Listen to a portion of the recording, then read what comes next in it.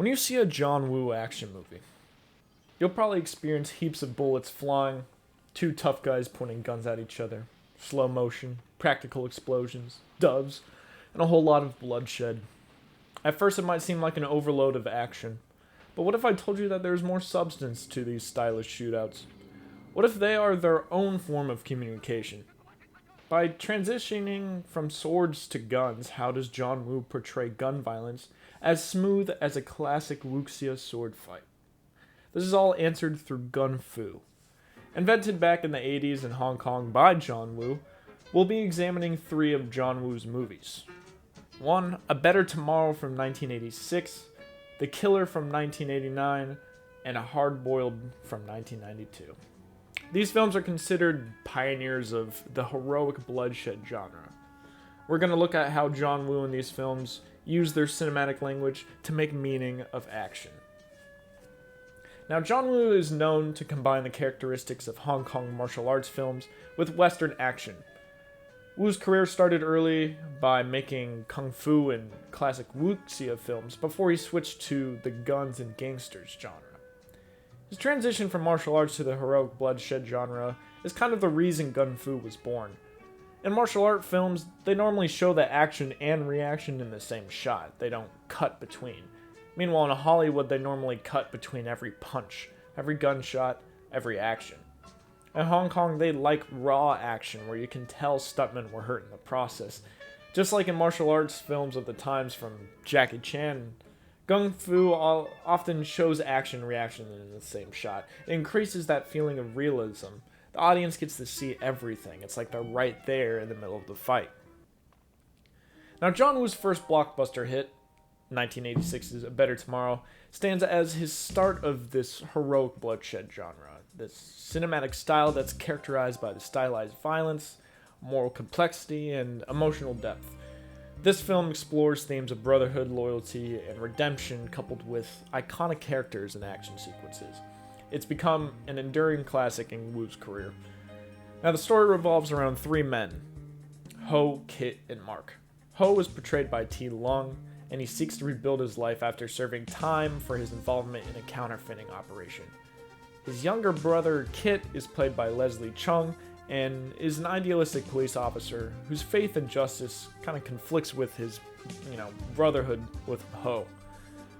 Now, Chow Yun-fat, his character Mark, is a stylish and loyal figure whose tragic decline kind of mirrors the harsh realities of the world that surrounds them. Now, the narrative primarily examines the inevitability and consequences for past actions. Ho's attempt to leave his criminal life behind is constantly undermined by his history, leading to violent confrontations and familial discord.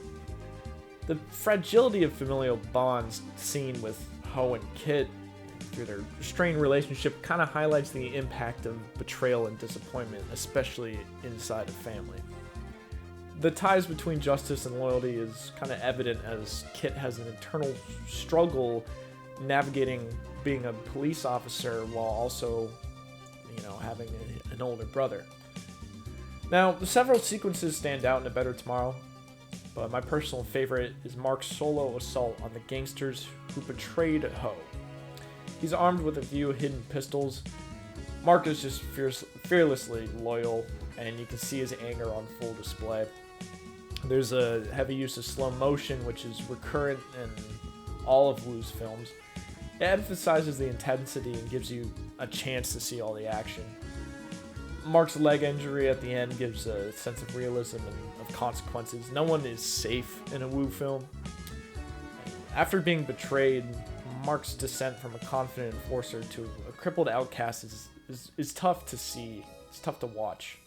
Though his resilience, even in the face of humiliation and desire to redeem himself, makes him one of the film's most memorable characters. In the final battle, Ho is reunited with Kit and Mark. The three of them unite to confront their former ally, who turned into the antagonist. His name is Shing. Combination of this intense gunfight with emotional states, it kind of reaches its peak when, spoiler alert, when Mark dies trying to reunite the two brothers at the end. A wonderful film. Moving on, considered John Woo's masterpiece. 1989's The Killer. It takes Woo's signature stylized action and blends it with a profoundly thematic narrative, very emotional.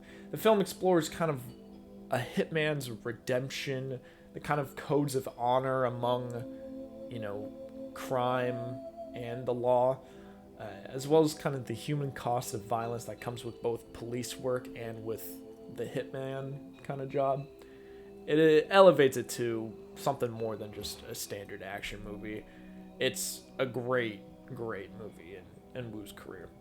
Now, at its core, it's about his name is Jeff, or Ah Zhong, who's also played by Chow Yun-fat. He's a hitman. He's seeking atonement for his past after he blinds a jazz singer in like a hit that went wrong. He decides to protect her and even finance her surgery, kind of as a way to make up for his past and reclaim his humanity. He's just a quintessential anti-hero. He's got a lot of stoicism and a very much heavy set of action skills that also is blended with a sense of vulnerability. He's got a lot of guilt over blinding the jazz singer. And there's a lot that just pushes him forward to kind of find this redemption. He's a very complex character with very much an internal struggle. Now, in terms of action scenes, the opening action scene at the nightclub, which is where the assassination does not go as planned, it really sets the tone for the film. He gets right to the action, just showing how deadly and precise Jeff is, but it also establishes his kind of moral obligation for the jazz singer here, as they have a face-to-face encounter where he ends up blinding her. It's a really tense opening scene. It just sets the overall tone and conflict of the film. And the final, there's a lot of great scenes here, but the final climactic battle at the church is just fantastic. You have the main characters dressed in white while blood is flying on them and everywhere inside a church. It's just amazing. There's stained glass, there's doves flying. It's just very operatic and an iconic action scene, I think. But moving on, Hard Boiled in 1992 was John Woo's final Hong Kong film before he moved to the United States, and just a great finale of this kind of era of his work.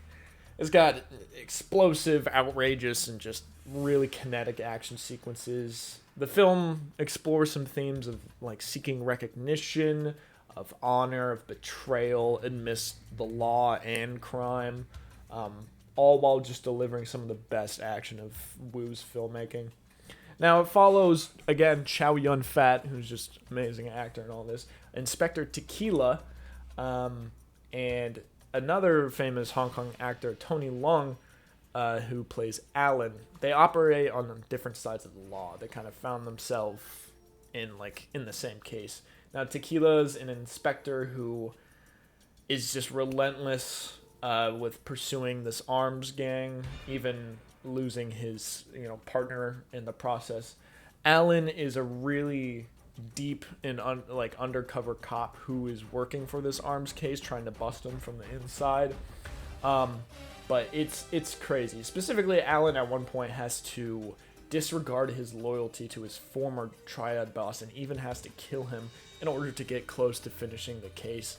It's wild. His character really highlights that tension between his duty as a police officer and just the personal integrity of making relationships and stuff. His work kind of requires him to constantly commit morally questionable acts, just leading to a big internal conflict. He wants recognition for his actions but can't receive it because he's undercover, but he also wants to redeem himself for the bad things he's done while undercover. It's something that reaches a climax during the finale where no one is sure who's actually a cop or who's a criminal, and so bullets are flying in all sorts of ways.